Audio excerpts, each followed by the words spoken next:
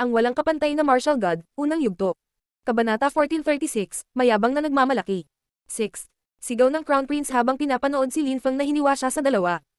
Galit na galit ang ibang mga prinsipe, duguan ng mga mata. Patay na ang ika-6 na prinsipe, kaya 6 sa kanila ang napatay ni Lin Feng. Ang mga tao sa paligid nila ay namangha sa kung gaano katakat si Lin Feng. Matapos patayin ng ika-6 na prinsipe, lumitaw ang isang demonyo sa likod ni Lin Feng, mukha siyang demonyong hari. Hawak pa rin ni Lin Feng ang kanyang scepter sa kanyang kaliwang kamay at isang espada sa kanyang isa. Ang sinumang cultivator ng ikapitong layer ng Zunchi o mas mababa ay hindi makakapatay kay Lin Feng kung wala silang imperial na sandata. Naisip ng karamihan. Nakakatakot ang mga energy curse ng energy ni Lin Feng. Marahil ang mga Budistang cultivator lamang ang makakaharap sa mga lakas ng pagsumpa ni Lin Feng. Ang natitirang mga prinsipe ay itinapon ang kanilang mga sarili kay Lin Feng. Galit na sumigaw ang prinsipe ng korona. 4. Bumalik ka. Napatay ni Lin Feng ang ika-6 na prinsipe, kaya hindi rin makakalaban ng ika-4 na prinsipe si Lin Feng. Nagulat ang ika-4 na prinsipe. Sa entablado ng labanan sa panahon ng pagpupulong ng mga emperador, maaari pa rin niyang harapin si Lin Feng, ngunit ngayon ay hindi na niya kaya. Kahit ang kapatid niya ay sinasabihan siyang tumakas. Gayunpaman, hindi siya bibitawan ni Lin Feng.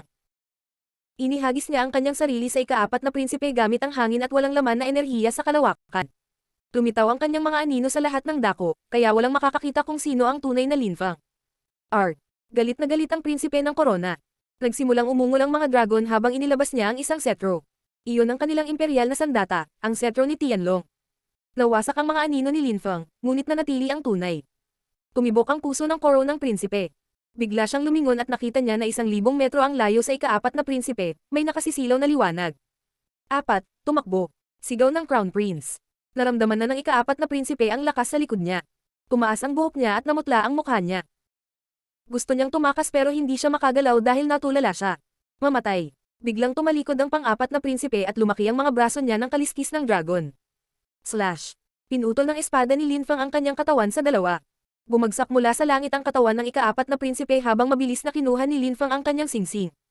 Ang imperial na sandata ng korona ng prinsipe ay nakatutok ngayon kay Lin Feng habang naglalabas ng mga tunog ng pagsipol. Napaatras si Lin Feng at pagkatapos ay nawala, muling nagpakita ng 10,000 metro ang layo. Pinakawalan niya ang demonyong si Chi at tiningnan ng prinsipe ng korona sa malamig na paraan. Isang imperial na sandata muli. Bukod dito, ang pangalawang prinsipe ay mayroon ding mahalagang kayamanan, isang handog na altar ng dragon. Noong nakaraan, ginamit din ito ni Tianlong Divine Castle laban sa kanya. Ang cetro at ang altar ng paghahain na magkasama ay isang nakakatakot na kombinasyon. Ang pangalawang prinsipe ay mas malakas pa ngayon, at gayon din ang koro ng prinsipe. Hinabol ng Crown Prince si Lin Feng, ngunit hindi siya direktang hinarap ni Lin Feng. Kumislap ang silwete ni Lin Feng habang tumatakbo siya. Ang prinsipe ng korona ay hindi kapanipaniwalang malakas, ngunit mas mabagal kaysa kay Lin Feng. Ang dakilang rock ay may hindi kapanipaniwalang bilis, opensa at depensa, ngunit ang kanyang antas ng paglilinang ay hindi sapat na mataas. Maraming anino ni Lin Feng ang lumitaw sa kalangitan. Ang karamihan ng tao na nakapaligid sa kanila ngayon ay binubuo ng higit sa 20 tao. Biz. Isang ilaw ang biglang bumaril patungo kay Lin Feng. Ito ay ang dakilang rock. Nakabakaka ang kanyang mga pakpak at lumilipad siya sa abot ng kanyang makakaya. Sumpa. Sigaw ni Lin Feng, nagpakawala ng lakas ng pagmumura. Kasabay nito ang paglayo niya. Ang dakilang Oriental Greenfinch Rock ay bumagsak kung saan nakatayo noon si Lin Feng, ngunit ngayon ay lalo siyang isinumpa mula sa lakas ni Lin Feng. Pinandilatan niya si Lin Feng at malamig na sinabi, "Papatayin talaga kita. Ikaw ay isang maliit, mabaho, ignorante na ibon." "Asar ka lang," sabi ni Lin Feng. Ang ibon ay talagang ignorante, paano niya mapapatay si Lin Feng? Pinahiya na naman ni Lin Feng ang dakilang Oriental Greenfinch Rock. Galit na sumigaw ang dakilang Oriental Greenfinch Rock at nagpatuloy sa paghabol kay Lin Feng. Ngunit, nawala si Lin Feng nang makarating siya sa karamihan. Pag-aalay ng dugo. Galit na sigaw ng pangalawang prinsipe. Ang altar ng sakripisyong dragon ay umangat sa hangin. Sinulyapan ni Lin Feng ang pangalawang prinsipe sa malamig na paraan. Gaano katawa-tawa, naging kapaki-pakinabang pa nga ba ang altar sa sandaling iyon. Tumawa si Lin Feng at tumakbo ng hindi kapanipaniwalang bilis. Ang pangalawang prinsipe at ang koro ng prinsipe ay pinanood si Lin Feng na umalis. Nagalit sila, ngunit hindi nila siya naabutan. 4th at 6th ang napatay. Akala ng mga prinsipe, hindi sila nakakapagpatahimik. Dalawa lamang sa kanila ang natitira hanggang sa mapatay ni Lin Feng ang lahat ng mga prinsipe ng Tianlong Divine Castle. Sa di kalayuan, muling nagliwanag sa kalangitan ang nakakasilaw na mga ilaw. Isang dilaw at berdeng ilaw. Natahimik ang mga tao, halos patayin na ni Lin Feng ang dakilang Oriental Greenfinch Rock at hindi pa rin siya nakontento. Gusto pa niyang pumatay ng tao. Alam ng mga nakakakilala kay Lin Feng na malamang na gusto niyang makaakit ng mga cultivator mula sa Sikong Clan at mga tao sa ilalim ng East Emperor. Marahil ay makukuha rin niya ang kanilang kapalaran. Gaya ng inaasahan, naakit ng mga ilaw ang ilang taong sumama sa emperador ng silangan. Ngunit agad na pinatay ni Lin Feng ang lahat ng walang imperial na armas. Ang walang kapantay na martial god, unang yugto. Kabanata 1437, nagagalit si Emperor Tianlong. Lin Feng. Tumingin si Hao Qinglin kay Lin Feng sa kakaibang paraan. Ano ang ginagawa ni Lin Feng sa mga buto ng kapalaran sa kanyang mga kamay? Hindi ba siya natatakot na atakihin siya ng iba? Brother. Nakangiting sabi ni Lin Feng. Kasama ni Hao Qinglin sina Mo Qingtian at Xingzan. Tigtas silang lahat.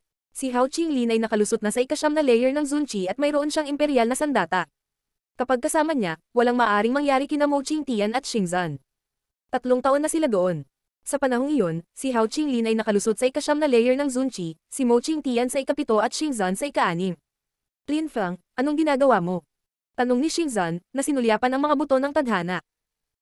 Sinisikap kong akitin ang mga tao, napakahirap maghanap ng mga taong papatayin. Sabi ni Lin Feng, itinaas ang kanyang mga buto ng kapalaran sa kanyang ulo. Pinatunog niya na parang natural lang itong gawin. Ininspeksyon ni Hao Qinglin ang antas ng cultivation ni Lin Feng at ngumiti. 3 taon at nakalusot ka na sa ika-6 na layer ng Zunqi, hindi masama. Hindi na maraming tao ang makakalaban mo dito. Tumawa si Lin Feng at nagtanong. Mga kapatid, kumusta ang iba? Kasama ni Tianqi sina Li Hen at Mo Bei, kasama ni Roo X sina Ban Roo, Wu Yong at Kuken. Dapat maayos sila. Sagot ni Hao Qinglin. Sana maging maayos sila. Sabi ni Lin Feng, nakangiti. Biz. Ang langit ay yumanig, kaya lumingon sina Lin Feng, Hao Qinglin at ang iba pa para tumingin sa malayo. May nakita silang kakaibang liwanag doon. Ito ang labasan. Isip ni Lin Feng. Iyon ang direksyon kung saan sila unang nakarating. Tapos na, labasan na. Makakaalis na tayo sa wakas. Bulong ni Hao Qinglin. 3 taon, at ngayon ay muling binuksan ng mensahero ang selyo. Pagkatapos ng pagbubukas ng selyo, mayroon silang isang araw upang umalis. Kung hindi sila umalis sa oras na iyon, walang nakakaalam kung ano ang mangyayari sa kanila. Baka isang mapanirang lakas ang maghuhugas sa mundong iyon o marahil ay kailangan nilang maghintay ng 100 taon upang umalis. Kahit na walang mapanirang lakas, kung gusto nilang umalis pagkalipas ng 100 taon, papayagan pa ba sila? Walang nakakaalam. Sa makatuwid, hindi nila nais na subukan. Maraming silhouette ang kumikislap patungo sa labasan. Tara na, sabi ni Hao Qinglin. Tumipat din ang 4 sa direksyon na iyon. 3 taon. Nagtataka ako kung paano ang mundo sa labas ngayon. Is ni Lin Feng. Namimiss niya ang kanyang mga kaibigan at kapamilya. Ang 3 taon ay isang mahabang panahon, napakaraming bagay ang maaaring mangyari habang sila ay wala. Napakabilis nilang 4, kaya medyo mabilis silang lumapit sa labasan. Ngunit sa sandaling iyon, sa di kalayuan, isang nakasisilaw na gintong liwanag ang sumikat at umalangaw ang mga sonic boom sa kalangitan.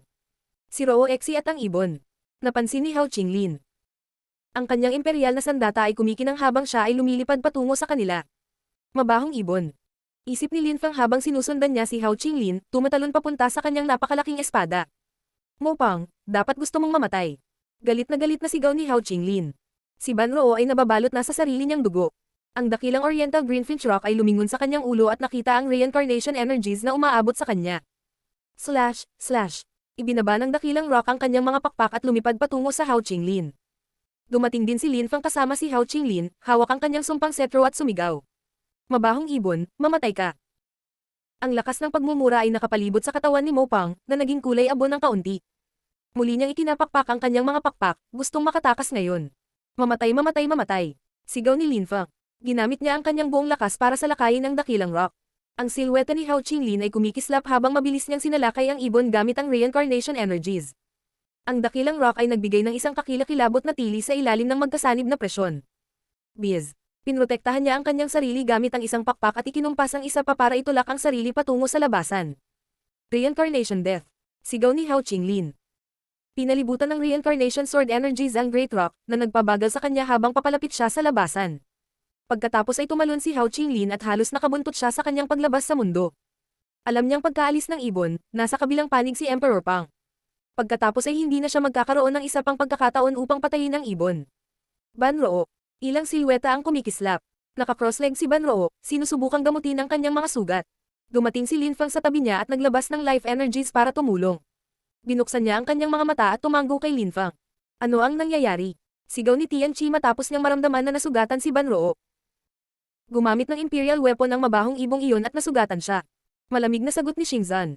Ang tandang hayop na naman. Ang mga mata ni Tianchi ay napuno ng malamig na ilaw. Ang tandang hayop na iyon ay hinabol kami saglit, ngunit pagkatapos ay nakakita siya ng dalawang ilaw at umalis. Tigtas at maayos na kami ngayon salamat sa mga ilaw na iyon. Kailangan natin siyang patayin minsan. Sabi ni Hao Qinglin. Basta ayos ka lang, iyon ang pinakamahalaga. Ipinakita ni Lin Feng ang kanyang mga buto ng kapalaran, hindi ko akalain na nakatulong ito sa iyo. Maswerte tayong lahat. Okay lang ako, kay Terena. Nakangiting sabi ni Ban Roo sa kanyang mga kaibigan. Pagkatapos, ang mga cultivator mula sa Tiantai ay lumipat patungo sa labasan. Pagkatapos nilang tumawid sa portal, naramdaman nilang maraming tao ang nakatingin sa kanila, at lahat sila ay mga emperador. Wala sa kanila ang umalis sa mga taong ito. Pagkatapos ay naramdaman nila ang nakamamatay na enerhiya ng ilang tao. Tumingon sila at nakita ang ibon. Ang kanyang chi ay kulay abo pa rin, at siya ay nasa sakit. Guro, sabi ng mga alagad ni Tiantai kay Emperor Yu. Tumiti si Emperor Yu at tumango pabalik sa kanila. Good. Lin Feng. Sigaw ng isang boses. Ito ay ang koro ng prinsipe at ang pangalawang prinsipe ng Tianlong. Nagulat si Emperor Tianlong, dalawang prinsipe lang ang lumabas. Ano ang nangyayari? Tanong ni Emperor Tianlong. Ama, sina 6th at 4th ay. Ni Lin Feng. Sabi ng prinsipe ng korona. Hindi man lang niya masabi. Ang mga salita ay hindi lalabas. Tumingin si Emperor Tianlong kay Lin Feng na may matalim na tingin. Bakit hindi mo rin pinatay ang dalawa? Tanong ni Emperor Yu, nakangiting walang pakialam. Nagulat si Lin Feng at tumawa. Nag-alala si Emperor Tianlong para sa kanyang basurang mga disipulo dahil sila ay masyadong mahina, kaya pinahiram niya sila ng isang imperial na sandata. Kung wala silang imperial weapons na nagpoprotekta sa kanila, napatay ko rin sila. Ang walang kapantay na martial god, unang yugto. Kabanata 1438, isang taon. Marami pang mga alagad ang nagpatuloy sa pagtawid sa portal pagkatapos nila. Mayroong 34 na grupo sa kabuuan, at mahigit sa 70 tao ang lumabas. 11 disipulo mula sa Tiantai ang nakalabas, ngunit karamihan sa mga grupo ay nakakita lamang ng isa sa kanilang mga disipulo na lumabas. Ang ilan sa kanila ay nawala pa ang lahat ng kanilang mga alagad sa loob. Hindi masama. Nakangiting sabi ng sugo at sumulyap sa karamihan. Much better than 100 years ago. Mas malalakas na tao at mas marami sa inyo ang nakalabas sa pagkakataong ito. Dapat ay nakakuha ka rin ng ilang mga buto ng kapalaran. Para sa inyo na gustong pumunta sa banal na lungsod, sabihin sa inyong mga guro, matatanda o kung ano paman at dadalhin kayo sa akin. Sa sandaling iyon, maaari mong ibigay sa akin ang iyong binhi ng kapalaran at dadalhin kita sa banal na lungsod. Pagkatapos ay makikita mo kung gaano kalawak at kaganda ang lugar na iyon. Maraming tao ang mukhang excited matapos siyang marinig. Hindi pa talaga sinabi sa kanila ng kanilang mga guro ang tungkol sa banal na lungsod. Alam ng lahat sa kontinente na umiral ang lugar na iyon, ngunit hindi nila alam kung ano iyon o kung ano ang hitsura nito. Kamahalan ng mensahero, malapit ng ikasal ang anak kong si Qian. Kung gusto mo, maaari kang pumunta sa imperyo at makipag-inuman sa amin. Sabi ng East Emperor, Emperor Dong, sa mensahero. O, ang mensahero ay tumingin kay Qian at ngumiti. Si Qian iyon, tama ba? Talaga. Sabi ni Emperor Dong na tumango. Sinabi niya kay Qian. Batiin ang mensahero. Kumusta, kamahalan na mensahero? Sabi ni Qian, magalang na yumuko. Alam na niya na ang sugo ay isang hindi kapani-paniwalang cultivator. Haha, not bad, ang galing mo talaga. Binabati kita. Nakangiting sabi ng sugo. Sumimangot si Lin Feng, hindi lamang si Emperor Dong ay isang katamtamang antas na emperador kundi siya rin ay tila naging mabuting kaibigan sa messenger. Ano ang katayuan sa lipunan ng mensahero sa lalawigan ng Bawang at sa Jiuyu? Sige, isasara ko na ang pinto sa kabaong.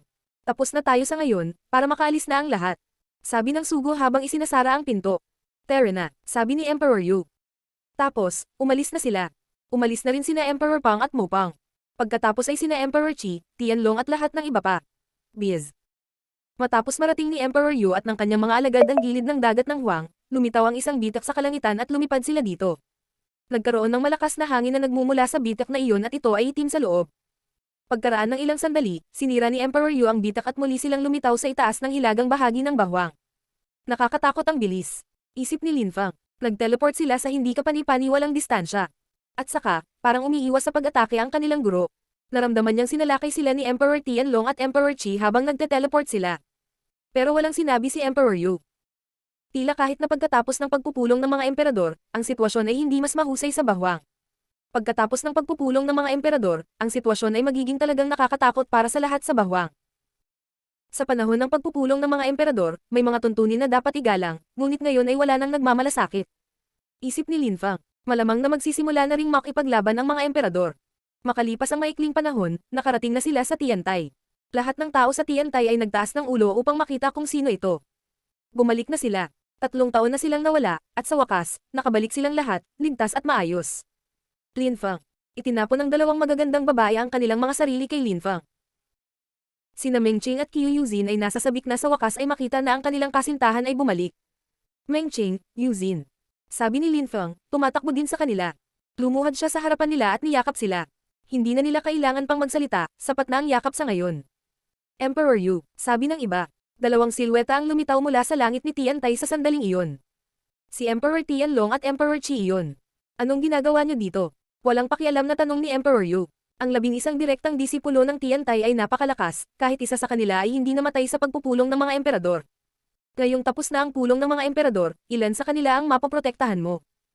Tanong ni Emperor Qi, panay ang pananakot niya sa kanila. Kung sila ay namatay, pinatay ng ibang mga cultivator na may katulad na antas dahil sila ay nakipagsapalaran, wala akong sasabihin. Gayunpaman, kung ikaw, si Emperor Tianlong o Emperor Qi, ay personal na aatake sa kanila at papatayin sila, papatayin namin ni Emperor Qi ang lahat ng iyong mga disipulo. Agresibong sabi ni Emperor Yu. Mukha siyang kalmado, ngunit ang kanyang mga salita ay mapangapi at matalas. Hindi natin kailangang atakihin ang isang grupo ng mga batang tulad nila ng personal. Sabi ni Emperor Qi habang nakangiti ng malamig. Wala akong tiwala sa iyo. Sabi ni Emperor Yu, protektahan silang mabuti. Alis na tayo. Sabi ni Emperor Qi. Pagkatapos ay naging ilusyon siya at nawala. Galit na sumigaw si Emperor Tianlong at lumitaw ang isang dragon sa kalangitan. Ang mapang-api na enerhiya ay nahulog sa lahat ng tao sa Tianjin City. Ang dragon ay umungal muli, bumangon sa hangin, pagkatapos siya ay nawala. Kakabalik lang ng mga emperador, at ang Tianjin City ay nabigla na. Pagkatapos noon, kumalat ang balita na ang mga emperador at ang kanilang mga disipulo ay bumalik sa lahat ng dako sa bahwang, ngunit halos walang nakakaalam kung saan sila nagpunta sa nakalipas na 3 taon. Hulaan ng mga tao na may kinalaman ito sa pagpupulong ng mga emperador, sa kasamaang palad, hindi nila malalaman. Tanging ang pinaka-nakasisilaw na cultivator lamang ang makakaranas ng mga bagay na iyon. Nagtataka sila, nagpunta ba sila para magsanay sa isang lugar? Nakapatay ba sila ng mga tao? Naging misteryoso ba sila? Sa kalangitan sa itaas ng kalangitan sa Tian Tai, kinikilala ni Emperor Yu ang kanyang 12 direktang disipulo. Tiningnan sila ni Emperor Yu at sinabi, kailangan mong maging maingat mula ngayon. Si Emperor Tianlong at Emperor Qi ay baliw, at ang sitwasyon sa lalawigan ng bahwang ay magulo ngayong natapos na ang pulong ng mga emperador. Magulo. Bulong ni Lin Feng. Talagang sobra.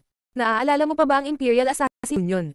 Ang mga alagad na nakatapos ng pagpupulong ng mga emperador ng buhay ay may potensyal na maging mga emperador, ibig sabihin, sila ang tiyak na target ng Imperial Assassin Union. Paliwanag ni Emperor Yu. At ano ang tungkol sa Watchers?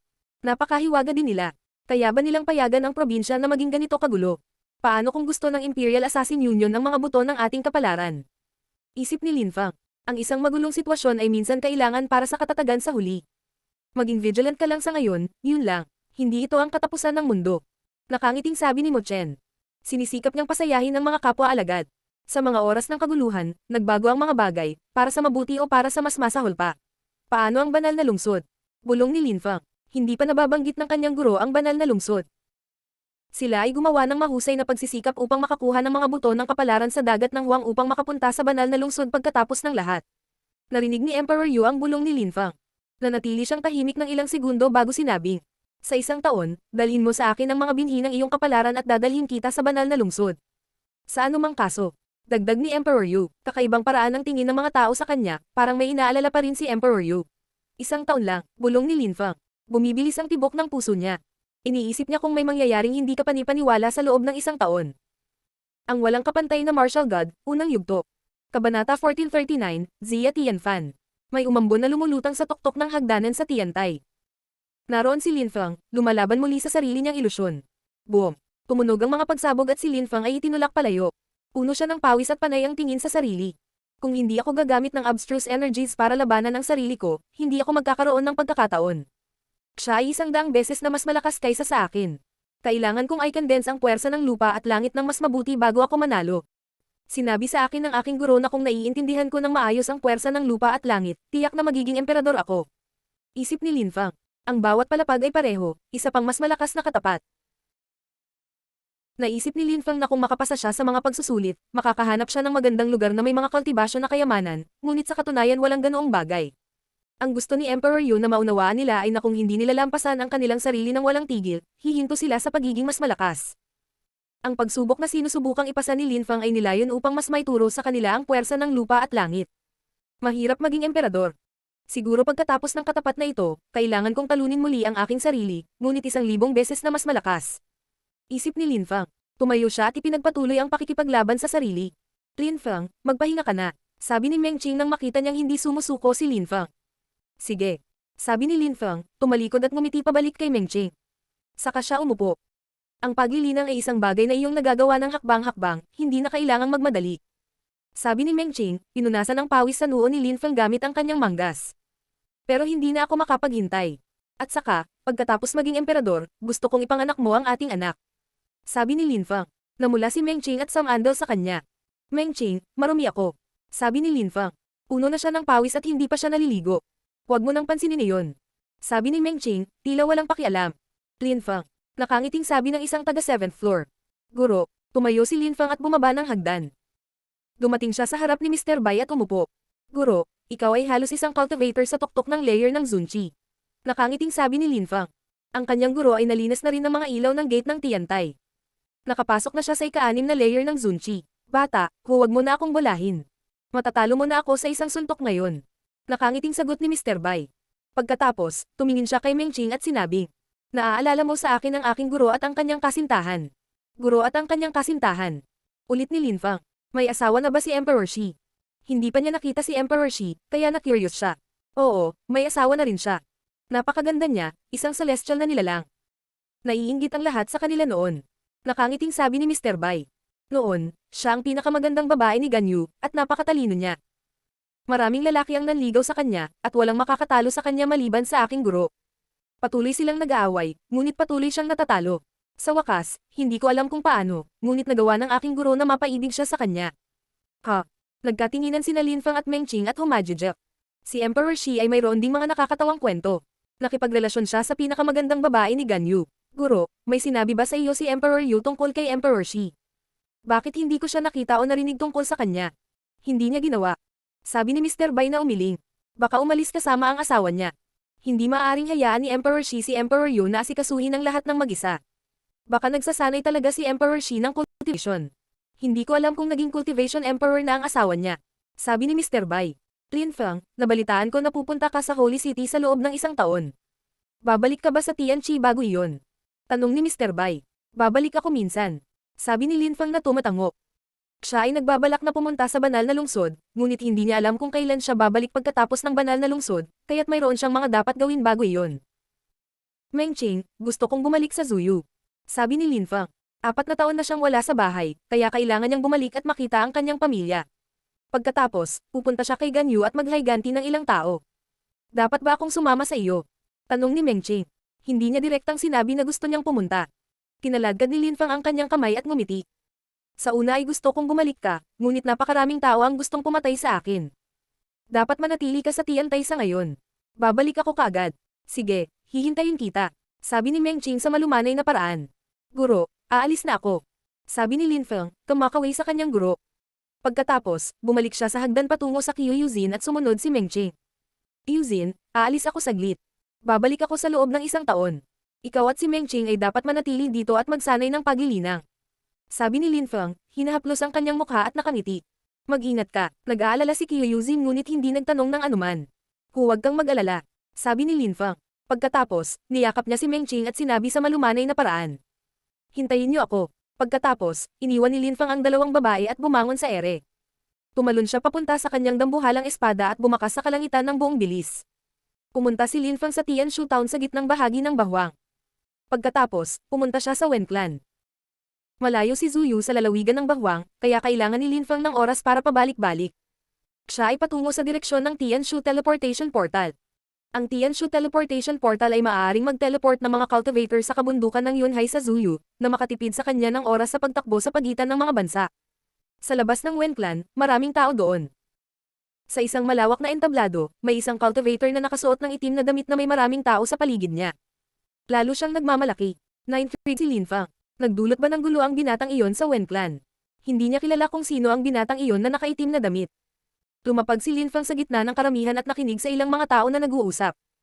Ang binatang iyon ay tinawag na Zia Tianfan at sikat siya sa lalawigan ng Bahwang. Siya ay naging tanyag nang maglakbay sila sa sinaunang larangan ng digmaan. Sikat siya dahil hinamon niya si Mo Fanchen mula sa Magic World Heavenly Palace at natalo siya sa isang suntok. Ngayon, pumunta siya sa Tianshu Town para hamanin si Wen Tiange. Nais niyang hamanin ang lahat ng 10 pinakamalakas na batang cultivator. Sa di kalayuan, may dumating. Ang cultivator na iyon ay nakasuot ng puting damit at may hawak na espada. Nakalusot si Wen Tiange sa ika-6 na layer ng Zunqi, tulad ni Lin Feng. Si Xia Tianfan ay bumangon sa hangin at tumingin kay Wen Tiange sa isang mapanghamak na paraan. Wen Tiange, isa sa 10 pinakamalakas na batang cultivator, narinig ko ang tungkol sa iyong kakayahan sa espada. Lumaban tayo, isang atake ang magdedetermina kung sino ang mananalo. Diretsyong sabi ni Xia Tianfan. Sige. Sagot ni Wen Tiange na tumatango. Hindi naman siya mukhang kansited. Narinig niya ang tungkol kay Xia Tianfan at kung paano niya natalo si Mo Fanchen sa isang welga. Ilabas mo ang iyong espada. Mahinahong sabi ni Xia Tianfan. Sige. Sabi ni Wen Tiange na tumatango. Tumalon siya pasulong at pinaikli ang lakas ng lupa langit. Mukhang kaya niyang talunin ang isang cultivator sa tuktok ng layer ng Zunqi sa ganoong pag-atake. Ang itim na roba ni Xia Tianfan ay kamandat ng mas marahas habang siya ay nag-condense ng mas maraming chi. Umalangaw ang malalakas na tunog, parang 1,000,000 kabayo ang sabay na tumatakbo. Isang banayad na ingay ang tumunog habang inilalabas ni Wen Tiange ang kanyang espada. Siya condense na kamamatay at walang laman na lakas ng espasyo sa kanyang pag-atake. Mamatay. Sigaw ni Xia Tianfan sa wakas. Mukha siyang emperador na sumipol ng galit na galit. Ang walang kapantay na martial god, unang yugto. Kabanata 1440, magagandang alaala. Gaano kalakas, tiyak na nag-aral siya ng ilang kakaiba at sinaunang kasulatan. Is ni Lin Feng. Alam niya dahil pinag-aralan niya mismo ang gayong sinaunang mga banal na kasulatan. Hindi pa siya nakakita ng ibang tao na gumamit ng mga kasanayan mula sa mga sinaunang kasulatan. Sa sandaling iyon, ang mga suntok ni Xia Tianfan ay pumailan lang sa kalangitan. Ang nakamamatay na abstruse energy ni Wen Tiange ay nasa level 8 na. Gumamit din si Xia Tianfan ng nakamamatay na abstruse na enerhiya, ngunit kasama ng Monarchic Chi, ito ay mas sumasabog. Lumitaw ang mga dagandong bago na paatras si Wen Tiange. Wow! Umubo ng dugo si Wen Tiange, ang kanyang mukha ay nakamamatay na mapatla. Tumingin si Wen Tiange kay Xia Tianfan, ngunit hindi siya mukhang galit. Sa halip, mukha siya kalmado. Palaging may mas malalakas na tao, kaya hindi kailanman naging mapagmataas si Wen Tiange. Marami siyang kilala na mas malakas kaysa sa kanya, tulad ni Lin Feng. Salamat. Mahinahong sabi ni Wen Tiange. Maraming nagulat dyan, salamat ha. Nagpasalamat si Wen Tiange kay Xia Tianfan. Mas malakas ka kaysa sa huling nakalaban ko, sabi ni Xia Tianfan na walang pakialam. Pagkatapos ay bumangon siya sa hangin, gustong umalis. Hindi sinubukan ng Wen clan na pigilan siyang umalis. Si Wen Tiange ay natalo at siya ay makikinabang dito. Hamanin na niya ngayon si Kung Xiao. Naisip ng karamihan. Napakalakas ni Xia Tianfan, kaya malamang na gusto niyang talunin si Kung Xiao na isa rin sa 10 pinakamalakas na batang cultivator sa kanyang henerasyon. Hindi ko akalain na matatalo si Wen Tiange sa isang suntok, pati pagubo ng dugo. Si Mo Pang at Kung Ming lang ang makakatalo sa kanya sa 10 pinakamalakas na kabataang cultivator ng nakaraang henerasyon, at kay Lin Feng. Naisip ng ilang tao. Iniisip nila kung nasaan na ang mga henyong iyon, 3 taon na silang nawala. Gaano sila naging katatag? Unti-unting naghiwa-hiwalay ang mga tao, at bumalik din si Wen Tiange sa Wen. Naroon din si Wen Aozu at tumanggo siya kay Wen Tiange pagkatapos ng laban. Mga kapatid, sabi ng tao, nakilala ni na Wen Tiange at Wen Aozu ang boses at lumingon para makita si Lin Feng. Lin Feng, tumiti si Wen Aozu sa isang maningning na paraan. Masaya siyang makita si Lin Feng pagkatapos ng mahabang panahon. Tiyak na iniisip mo na ako ay walang halaga at katawa-tawa. Sabi ni Wen Tiange. Ang pagkatalo sa isang labanan ay hindi siya nalulungkot o nagalit, siya ay isang pambihirang cultivator, ngunit humingi pa rin siya ng tawad kay Lin Feng. Brother, normal lang minsan ang matalo. Ang pagiging mas malakas at matuto mula sa mga pagkatalo ay ang pinakamahalagang bagay. Magalang na sabi ni Lin Feng. Ngunit hindi ka natalo sa isang labanan. Nakangiting sabi ni Wen Tiange. Pinalayas ako ni Qi Chenxing, at muntik na akong mamatay. Paalala ni Lin Feng sa kanya habang umiiling. Iyon ay isang pagbubukod. Nakangiting sabi ni Wen Tiange. Halika sa Wen clan, kumain at uminom tayo. Ang Tiantay at ang Wen clan ay kaalyado na ngayon, kaya sina Wen Tiange at Wen Aozu ay mga kaibigan ni Lin Feng. At ngayong alam na ng lahat kung gaano kalakas si Lin Feng, lahat ay gustong makipagkaibigan sa kanya. Naparito ako para humingi ng isang bagay. Pakisabi sa akin, maaari ko bang gamitin ang Tianshu Teleportation Portal? Kailangan kong bumalik sa Zuyu. Matapat na sabi ni Lin Feng.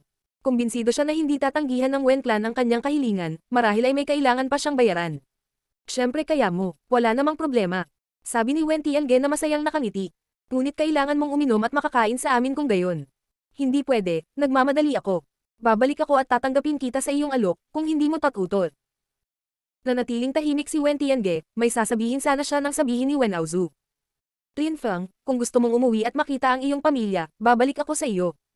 Ang aking angkan ay may espesyal na portal sa Zuyu, kaya kung sasama ako sa iyo, mas madali para sa iyo na makabalik. Gustong tumanggi ni Linfeng, ngunit pagkatapos makinig kay Wen Aozu, tumingin siya sa kanya sa kakaibang paraan. Ang Wen clan ay nagbigay ng espesyal na teleportation spell kay Zuyu. May mga bagay pa rin siyang hindi alam. Nakatira ako sa Zuyu ng napakaraming taon. Noong una, balak kong bumalik sa clan, ngunit ngayon ay tapos na ang lahat. Gayunpaman, gusto ko talagang bumalik at makita ang Celestial Academy. Sabi ni Wen Aozu, ngumiti ng malumanay. Tumanggo si Linfeng, ngunit hindi siya masyadong nagsalita. Pagkatapos, dinala ni Wen Tiange at Wen Aozu si Linfeng sa Tianshu Teleportation Portal. Mayroong maraming mga marka na inukit sa altar at naglalaman ito ng hindi kapanipaniwalang walang laman na enerhiya sa espasyo. Alam ni Wen Tiange at Wen Aozu kung paano ito ay activate, at walang sinabi ang mga guard nang lumapit sila. Ang mga ilaw ay pumutok sa kalangitan, nakapalibot kina Linfeng at Wen Aozu bago sila nawala. Nang muling lumitaw sina Linfeng at Wen Aozu, sila ay nasa isang bulubundukin. Yunhai Mountain Range. Ang mga geographical na coordinate ay eksakto, ngunit sa bawat oras na mapupunta sila sa iba't ibang lugar. Ang portal ay hindi masyadong tumpak. Ibinaba ni Linfeng ang kanyang ulo at nagulat nang makitang ang ilang kabundukan ng Yunhai, na nawasak, ay nagsisimulang lumaki muli. Parang hindi natural ang mga bundok na iyon, napaka-perpekto ng mga ito, tulad ng bulubundukin ng Yunhai noong nakaraan. Mabuti. Si Linfeng ay masaya at ngumiti sa banayad na paraan. Ang mga disipulo ng Yunhai sect ay nagpractice ng cultivation at nilikha muli ang buong teritoryo ng Yunhai sect, tulad ng dati. Naroon ang lambak, ang yugto ng labanan sa buhay at kamatayan, nandoon ang lahat. Sino ka at ano ang ginagawa mo sa teritoryo ng Yunhai sect? Sigaw ng isang binata, umaangat sa ere gamit ang purong chi para lumipad. Medyo natakot ang binatang iyon dahil hindi man lang gumagamit ng pure chi ang 2 taong iyon para lumipad. Nangangahulugan iyon na nakalusot na sila sa layer ng Tianchi. May lakad lang kami. Nakangiting sabi ni Linfeng. Ang binatang iyon ay isa lamang cultivator ng pangalawang layer ng Zuanchi. Nagpatuloy si Linfeng sa paglalakad at pagkatapos ay lumipad sa itaas ng lambak. Tiningnan niya ang mga taong nagsasanay sa paglilinang, at ang mga lumalaban sa yugto ng labanan sa buhay at kamatayan. Ang Yunhai sect ay naging mas malakas kaysa noong siya ay isang disipulo. Pagkatapos ng lahat, ang Yunhai sect na ngayon ang pinakamalakas na sekta ng bansa. Sinuportahan ito ng emperador ng Zuyu. Ang maalamat na si Linfeng. Taon-taon, maraming kabataang lalaki ang sumapi sa Yunhai sect. Una sa kanila ay naging mga panlabas na disipulo. May mga taong nanggaling pa sa ibang bansa dahil sinasabing nag-iwan si Linfeng ng hindi kapani-paniwalang kayamanan doon. Maraming nakakatakot na kasanayan at diskarte pati na rin ang mga banal na sandata. Ang binatang iyon ay hindi nang ahas na pigilan si Linfeng. Agad siyang lumipad at upang ipaalam sa mga matatanda ng sekta na may dumating na 2 nakakatakot na cultivator at mukhang delikado ang mga ito. Si Linfeng ay nasa langit sa itaas ng yugto ng labanan sa buhay at kamatayan at tumawa. Nakalaban ko rin ang ilang tao doon. Anong pakiramdam mo, Nostalhak? Kakaiba ang pakiramdam. Nakangiting sabi ni Wen Aozu. Kakaiba talaga ang pakiramdam, sabi ni Linfeng. Naalala niya ang mga bagay mula sa nakaraan, kapwa mabuti at masama. Si Linfeng ay isa ng nakakatakot na cultivator ngayon, ngunit naaalala pa rin niya kung gaano siya kainan noon. Mr. Kong at Mr. Lin. 2 tao ang lumilipad. Dumating ang 2 matatandang ito at agad nilang napansin ang 2 binata na nakalutang sa langit. Mukha silang kalmado pero enigmatic, mukhang marami silang pinagdaanan.